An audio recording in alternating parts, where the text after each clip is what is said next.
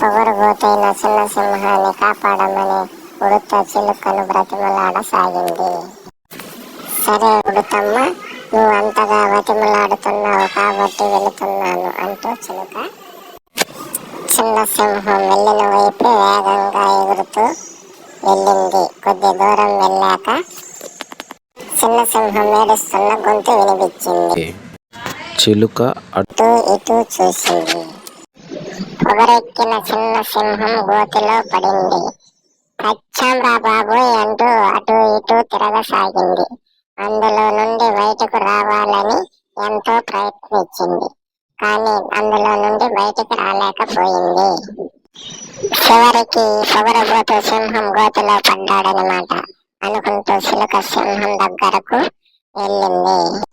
చిన్న సింహం ఏడుస్తూ, ప్లీజ్ చిలకమ్మ, నన్ను ఈ గోతిలో నుండి బయటికి లాగవా అని బ్రతిమలాడింది.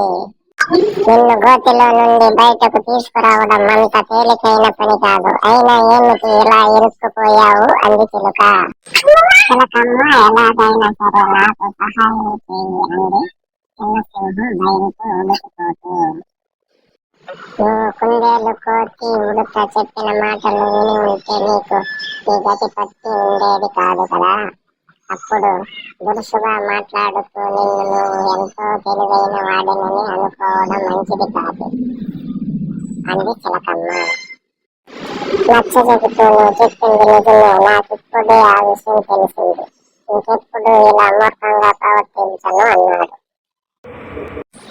ఈ గోతిలో నుండి బయటికి రావడానికి త్వరగా నాకు సహాయం చెయ్యి, లేకపోతే సర్కస్ వాళ్ళు వస్తారు అన్నాడు మళ్ళీ చిన్న సింహం. నేను ఇప్పుడే వెళ్ళి మిగతా వారిని తీసుకుని వస్తాను, నువ్వేం భయపడకు అని చెప్పి చిలుక వేగంగా తిరిగి వెళ్ళింది.